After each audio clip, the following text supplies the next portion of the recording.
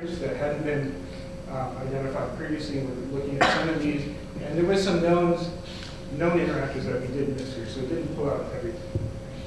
But nonetheless, we thought it was pretty good. When you look at what these are, here's RSP5 with its WWMAs, which are recruiting substrates, hectamine. And what we pulled out basically three classes of proteins, things that were really known target proteins, that are targets of ubiquitination. Also adapter proteins that link the E3 to the target, as well as regulatory proteins such as PAR1 and E2 that we characterize here. So it looks like it's a promising approach to characterizing the interacting particles of the seed. Did the same thing with the human homologs of RSP5 called itch, and again we pulled out a lot of known interactors and we'll go through over the data there. And now I want to go quickly back to the fact that in vitro it looked like the CA mutants of RSP5 could pull out targets, suggesting that you didn't have to go through this layer intermediate. So we thought, well, if we go back to ring E3s, remember ring E3s don't go through a thioester intermediate, they just recruit directly E2s and E3s. So the idea here was that if we had a ring E3 with the ubiquitin fusion and we formed this linkage to the E2, this may still function to identify targets of this class of E3s as well. So beyond HEC-E3s as we originally envisioned. So we tested this, Hazel did this with an E3 called PSH1, which is a yeast E3. This is a ring E3. It's involved in maintaining the identity of centromeres. So there's only one known target of this E3 called CSE4 CENT-A, which is a histone H3 variant that's supposed to be found at centromeres, but sometimes it gets found on euchromatin. And when it's found on euchromatin, you got to get rid of it from there, right? So this is what this E3 is doing, is ubiquitinating to clear it out of euchromatin regions. So that's the only known target of PSH1. And then very recently it was shown that you actually need this protein called SPT16 to facilitate the interaction of the E3 with CSE4.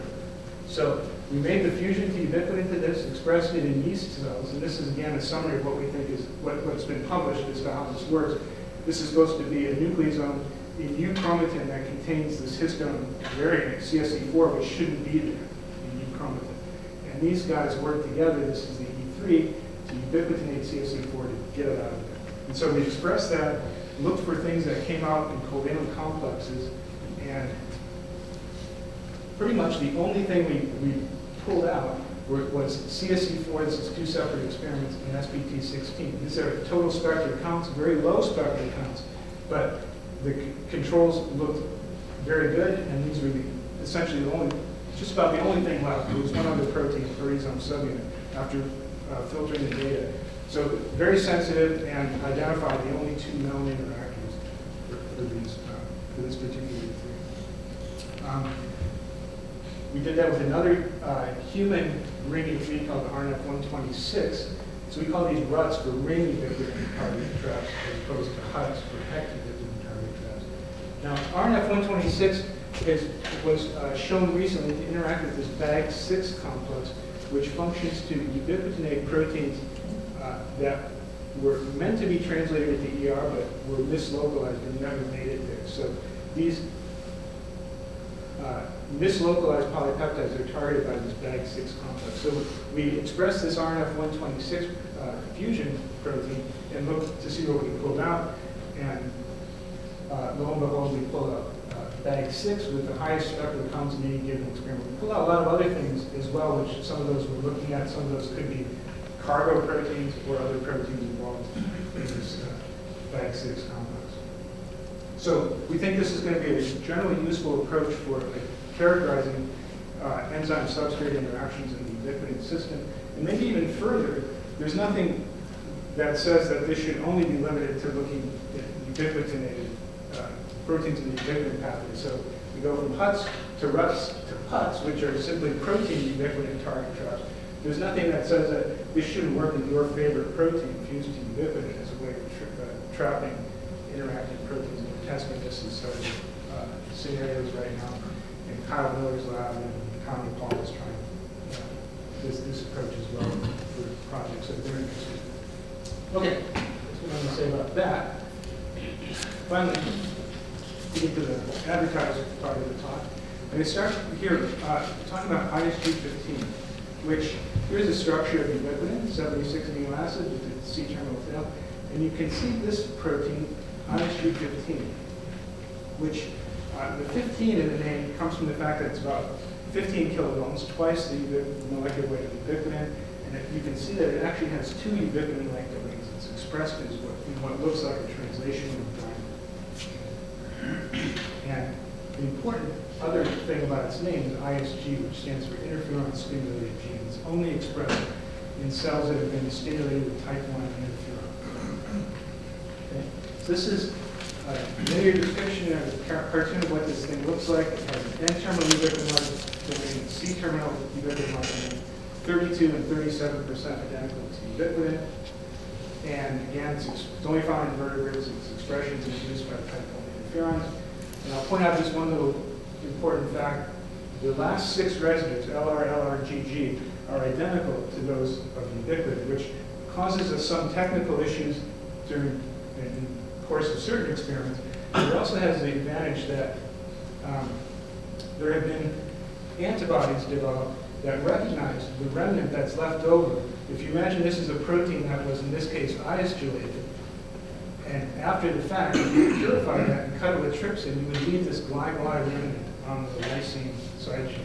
And antibodies have been developed that recognize that gly-gly substituted lysine side chain. Those can be used to purify out things that were isolated, right? So in one fell swoop, you can identify not only who the target was, but actually where it was ubiquitinated or isolated. All right, so I'm not going to go through all of the many groups that contributed to this, but now there's a lot of evidence that ISG15 is an antiviral ubiquitin-like protein as expected based on the fact that it's in fact induced by, its expression is induced by type 1 interferons. It's also been shown to be antimicrobial against mycobacteria. This is a paper that we were involved with, played a small role, published in Science. This is a fascinating story in itself, which I won't have time to talk about. I'm going to focus more on like I said, the classical function of ISG15 as an antiviral. Okay, so when we started this project, we were collaborating with Rob's group, and nothing was known about ISG15, even though it had been around for 25 years, the first ubiquitin-like protein ever identified shortly after ubiquitin had been identified. Nobody knew the E1, the E2, the E3s, the substrates, what this protein was doing in antiviral response. So Bob's lab actually identified the E1 called UBE1L. Nothing too interesting about it, except that it is also induced, the gene encoding this E1 is also induced by type 1 interferons. We collaborated with Bob to identify the E2, which was UBCH8, which has long been presumed to be a ubiquitin E2, also induced by type 1 interferons at the transcription level. Okay, then it got interesting when we got down to the E3, because we found that there was really a single major E3, maybe only one E3 for this entire system, called HERC5, which just happens to be the head E3 also induced by type 1 interferon. So the whole pathway seems to be coming on. But here was the interesting thing from our perspective. When you put in siRNA, for example, against HERC5 into cells, you totally wiped out isolation. Yet, by diglyproteomics, using that antibody that I told you about earlier, we have so far identified about 3,500 isolation sites in about 1,500 proteins, which is massive. That's about nearly a third of what's been identified as ubiquitination sites. Right? And the question, therefore, was how does a single E3 hit so many different proteins? What's the basis for substrate selectivity? Because it looks like there ain't much going on here. I mean, it's very promiscuous. This is an example of what isolation looks like. This is just taking HeLa cells and treating them in the second lane with interferon for 48 hours. And in the first lane is no interferon treatment. So ISG15 is not even expressed without interferon. Adding interferon, you see free ISG15 in all these conjugates. This is an experiment where we've taken non-interferon treated cells and co-transfected 4 plasmids expressing ISG15, the E1, the E2, the E3, but no interferon. and you can see it pretty much recapitulate what you see in interferon treatment. Seems consistent with the idea that HER5 is the major ligase to this pathway. Okay, so this slide I'm going to summarize a bunch of stuff that was published in this paper a couple years ago, a few years ago. And like I already told you, what we could tell is that the target range for isolation by HER5 is incredibly broad. But the other conundrum here that we faced was that for a given target protein, isolation is very inefficient. So here I've given you 3 examples. And this lane in the middle is where isolation should be seen.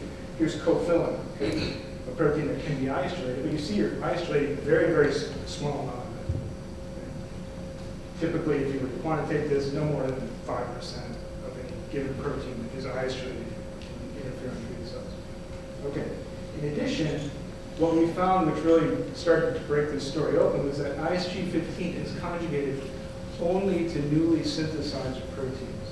Right? So one way to think about that, in other words, you have a cell with a pool of protein X in it, and then you turn on the isolation system. That old protein X is not isolated. Only the new protein X that's in the coordinate that's being translated while ISG15 conjugation is happening. That's the only pool, that's only substrate. So all those observations, plus one other critical thing, the fact that HER5 is HECD3 co-fractionated with polysomes suggested the following model, that HER5, and we other experiments that I'm not showing, said, or results show that HER5 is stably associated to the 6PS subunit of the ribosome. And it's basically just stochastically modifying anything that's coming out that exit at a certain level, okay, at a relatively inefficient level. Okay. This is what HER5 looks like. It kind of looks like a garden variety HECD3 with that C-terminal catalytic, and then up at the N terminus, it's got this series of RCC repeats, which is thought to form this beta propeller structure. If you disrupt this beta propeller, you lose ribosome association, you lose isolation of newly synthesized protein. And here is a model to put this together, what we think is happening. Imagine a cell infected by a virus, which responds in very well characterized signaling pathways to induce the expression of type 1 interferons, which are secreted, and go hit the interferon receptor on all these surrounding neighbor cells.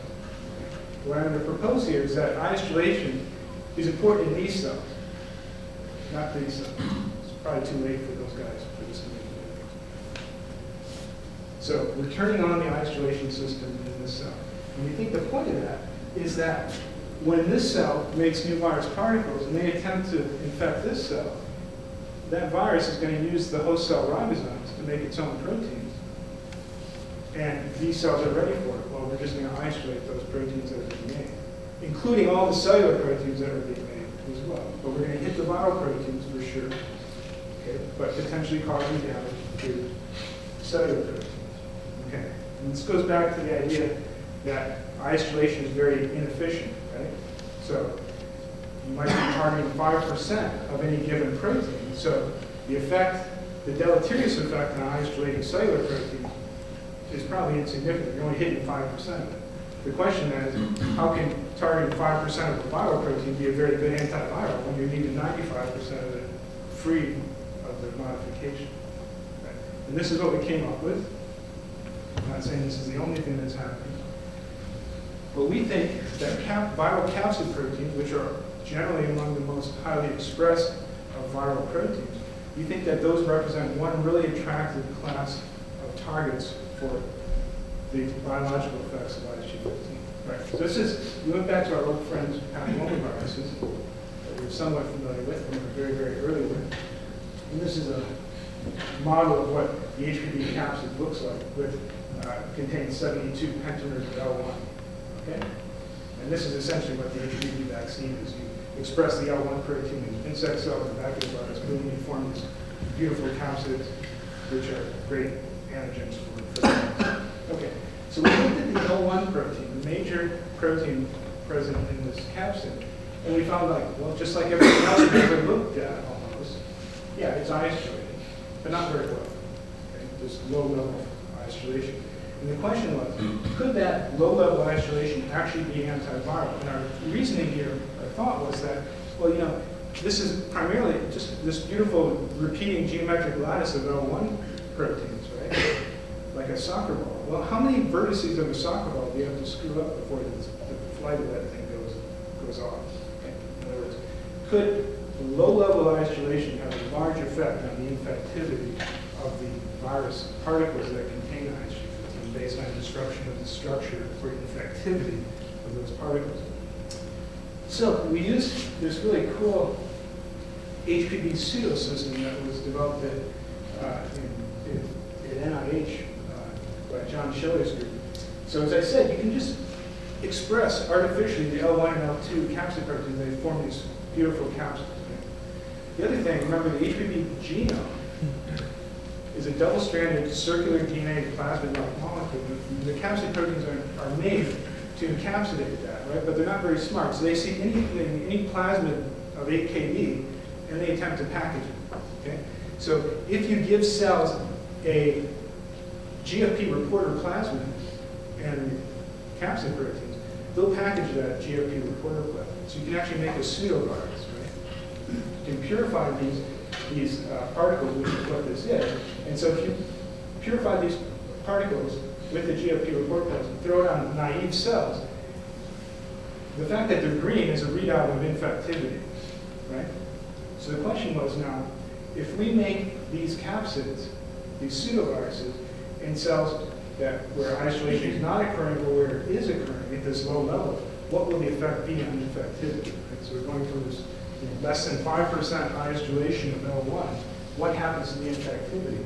And that low-level isolation results in about a 90% decrease in the infectivity of those particles, which is consistent with this dominant negative effect of isolation on virus infectivity. So we're not saying that's the only way IgG15 works, but we think it's one way that this might all happen. Okay, so there finally is a summation of what we think is going on, where isolation is just happening stochastically on nascent polypeptides. And that's where things stood for a while. But we really wanted to nail that this was happening on active translation complexes. So we developed a couple of approaches for looking at that. And one of them is shown here, where we use this translational inhibitor called pyrimycin. And pyrimycin is an amino acid tRNA analog, which actually becomes covalently linked to the C terminus of nascent chains. That's how it inhibits translation. So what we did here is we isolated polysomes from cells in which IgG15 conjugation was occurring. And we expected, according to our model, that we would have something that looked like this. We would have polysomes with nascent chains, and those would have IgG15 on them. Okay? And if so, if we could isolate those, and then in vitro add pyrimycin to that, we should end up with this doubly conjugated form of nascent polypeptides that has both IgG15 and pyrimycin. And that would be an indication that this nascent chain had IgG15 on the ribosome in a form where translation could potentially occur. So we purified these things, added pyrimycin, and there are antibody probes, for example, to pyrimycin, which is what's shown here. And I won't go through all the controls, but the point is that this lane shows you the generation of this doubly modified spectrum of nascent chain in cells where IgG15 conjugation was occurring, suggesting that it really was happening on ribosome-bound nascent chains. To address whether or not those complexes on the ribosome are actually active translation complexes, we used another combined cellular in vitro assay to using an approach called in vitro runoff translation. So again, we isolated these kind of putative complexes from cells where IgG15 conjugation was occurring, and then in vitro, we added ribosome-depleted reticulocyte lysate with S35 labeling binding. Okay? This is all in vitro. So the point is, you see here the nascent chain is purple. This was made in cells. in red is going to represent what was synthesized in vitro when you added all the other translation components to finish these guys off. Okay? And the point was that if this was happening in active translation complexes, you should end up with polypeptides that have both ISG15 and S35. Okay? As opposed to if it was happening on stalled complexes, these things would never move, so they would never incorporate S35. And again, without going through all the details here in the last lane, this lane represents the generation of these molecules, saying that this was happening in active translation complexes. Okay, that's what I'm going to say about ISG15. And before I transition into the last little bit, which is about ubiquitination of nascent chains. Okay, so you've been to Cold Spring Harbor, you've seen this beautiful sculpture there, as well as the polypeptide. And it's a little transition slide. Okay, so I think everybody here is familiar with this concept of what happened, the chaperone systems that engage newly synthesized proteins and what the outcome of can potentially be. So here we have ribosome making protein. Here's our protein, newly made. And sometimes you need to engage chaperones to get proper folding. Sometimes that doesn't happen very well, or you can't engage a chaperone, and this thing will never attain the proper fold, and it'll go off to the proteasome and somehow be destroyed. Other times it may directly aggregate and cause problems for the stuff. Okay, so this is this concept of having to deal with all the energy, all the efforts that go into dealing with newly synthesized proteins. And Jonathan Huibregtse's work and many others have shown that somewhere, and the number here is very controversial, but somewhere between 6 and 30% of all newly synthesized proteins in human cells are rapidly degraded in a proteasome-dependent manner. That's a huge number. All this energy just went into transcribing, making, doing the translation. We made this protein, and now we're going to throw away up to 30% of it just because we can't fold it. It seems incredibly wasteful. All right, but nonetheless, this is a very accepted textbook scheme here. But the key here, what I want to emphasize in this picture, is the substrate for all this is this protein. Yeah, it's newly synthesized, but it's not on the ribosome, right? It's been made, and now we're trying to deal with it. Okay? And given our ISG15 results, that ISG15 conjugation can happen on active translation complexes, we wondered whether or not some of what happens in these pathways is actually happening up here. Okay? In other words, is this nascent polypeptide already a substrate for protein quality control pathways? Are triage decisions already being made on proteins before they even make it off the ribosome? Doesn't seem like it would be giving those proteins much of a chance. But anyway, since we had developed these approaches for ISG15 conjugation, we went ahead and looked at it. So this is very similar to what I just showed you. What we're going to try to do is isolate polysomes from cells and then label with puromycin in vitro after purification of those guys. And again, we should get, if ubiquitination of those nascent chains occurred, we should get these doubly modified proteins. And that's in fact, skipping all the details, that's what you see in this link, the generation of these doubly modified ubiquitinated nascent chains. Okay? All right. So using fluorescently tagged puromycin, we quantitated the degree to which this was happening.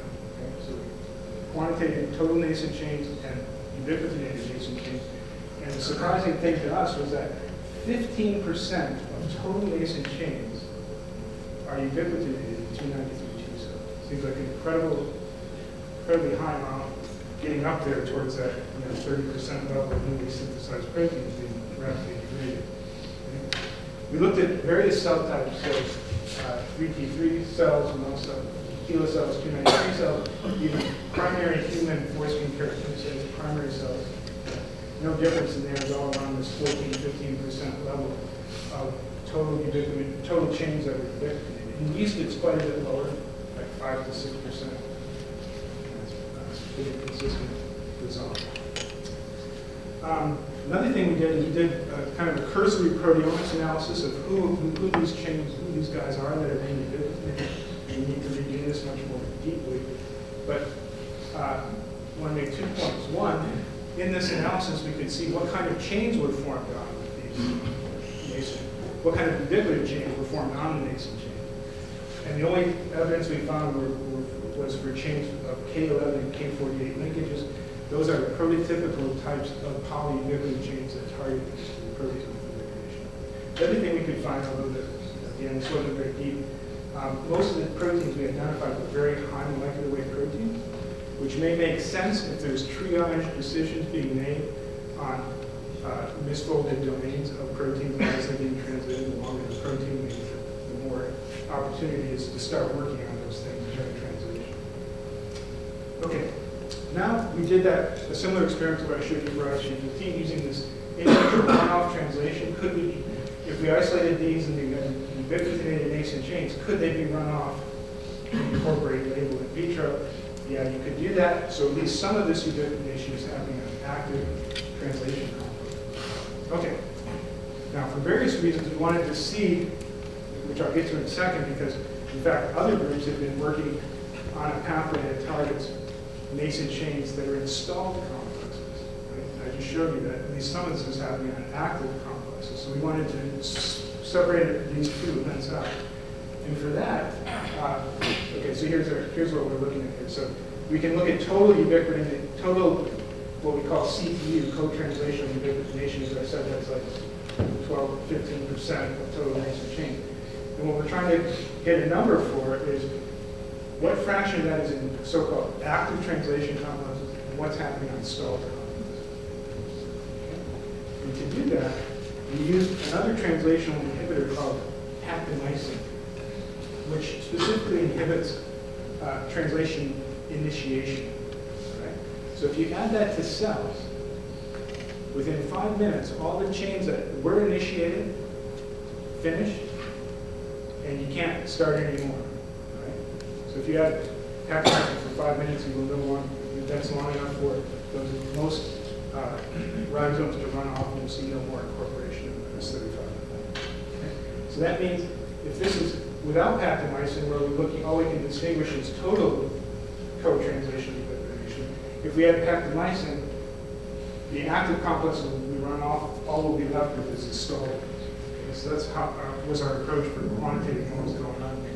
And just to give you the punchline, what we found was that about 2/3 of the total co-translation ubiquitination was happening in active complexes, and only 1/3 of it was happening in these stalled complexes using this actomycin approach.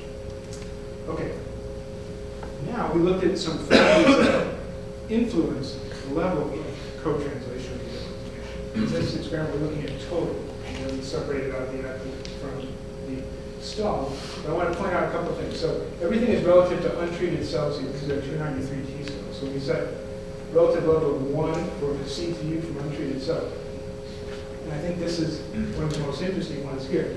If you had this compound called AZC, this is a proline analog, a 4-membered ring form of proline. And that can be incorporated into newly synthesized proteins. That's obviously going to cause protein folding problems, right? So you add that to cells, and the level of co-translation ubiquitination goes up about 50%. Okay. Here's a couple other interesting ones. These are both HSP7. You add those, again, CTU goes up. These are translational mTOR inhibitors, which are going to decrease the total level of translation. You see a slight decrease in that. This is an HSP90 inhibitor. HSP90 clearly works on proteins post-translation. So it's kind of a control. We didn't expect to see an effect there. Also, knockdown of this subunit of the nascent polypeptide complex, which helps to shield nascent chains as they're being translated. You knock that down, and CTU goes up. So altogether, well, I think going back to AZC, I think this is the most dramatic, clearest example that misfolding of nascent chains has an effect on ubiquitination of those nascent chains, even before they get off the rails. I'm going to skip that. Now let's go back to this, what I was calling CTUS on stalled complexes. So there's been a slew of high-profile papers recently that have characterized this pathway beautifully. And what I mean here by saying CTS stalled, co-translation ubiquitination on stalled complexes, well, it's not really co-translation. This is what's happening in that system. Here's a ribosome, 40S and 60S subunits with a nascent chain. Now, the substrates for what we're looking at here are generally things that are on defective mRNAs, right? Truncated mRNAs, garbage bins, can't finish translation. And what happens here is this system is designed to recognize these stalled translation complexes.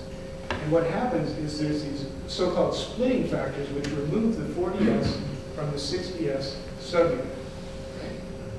And then there is a ubiquitin ligase as well as some other components that come in here and bind to that free 60S subunit with a nascent chain sticking out of it. The whole point of this pathway is to clear out these nascent chains on these 60S subunits, presumably so the 60S subunit can be recycled. Right? And that's when the ubiquitination kicks way downstream of the actual recognition of the problem. So this is really not co-translation. Yes, it's happening on ribosome associated with nascent chains, but it's very different than what's happening on active translation complexes. Okay? So, yeah, that's what I just showed you here on that pathway. On defective mRNAs, this pathway kicks in. You eventually ubiquitinate nascent chains on these 60S subunits.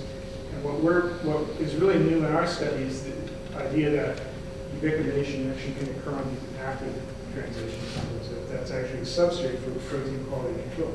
Somewhat surprising, because this ribosome is zipping down the mRNA. They are already making triage decisions on that protein. Okay. What we don't know is who are the ligases, the ubiquitin ligases involved in this process. Is it a single ligase? Is it a ribosome-associated ligase? Or is it simply something that can really recognize those chains that are hanging off the ribosome? Raising the question, how long really does it take to see a substrate of the ubiquitin ligase? Okay. So, I think I'm going to skip this part. And I'm going to end here. And if you're old enough to remember this guy, who I've been told I bear some resemblance to. It's like the Gong Show at the ribosome. This is this talent show, right, from the 1970s and 80s. I guess there's similar things about it. If a performer was so bad, doing their thing, the judges would get up and they would bang a gong behind it, and that was a signal that they had to stop the performance mid-performance, right? It was so bad. And that's basically what we're saying here, is that co-translation and ubiquitination and active translation comes like the Gong Show here, that this system amazingly can actually recognize and deal with nascent chains that are already sensed as misfolded during the process of translation. And that's where I'm going to stop. Thank the people in the lab. This is a picture of people at Topgolf, and let's see. Nancy, Hazel, and Caleb have been working on putts, ruts, and putts. And Larissa, and Jack, and Jerry have been doing a lot of work on co-translational isolation. And I'll stop there.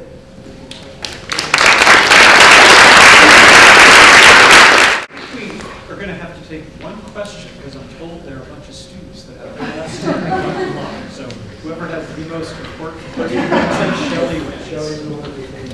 Okay, just a quick question. So when you treat the cells with interferon, you induce the isolation. Is it competing with the ubiquitin fuse or binding to the ribosome? So is there competition? We can't rule it out. We do know that you can isolate nascent chains that have both ubiquitin and isolation. I'm not sure that what the biological they can't occur on the same chain. No evidence yet that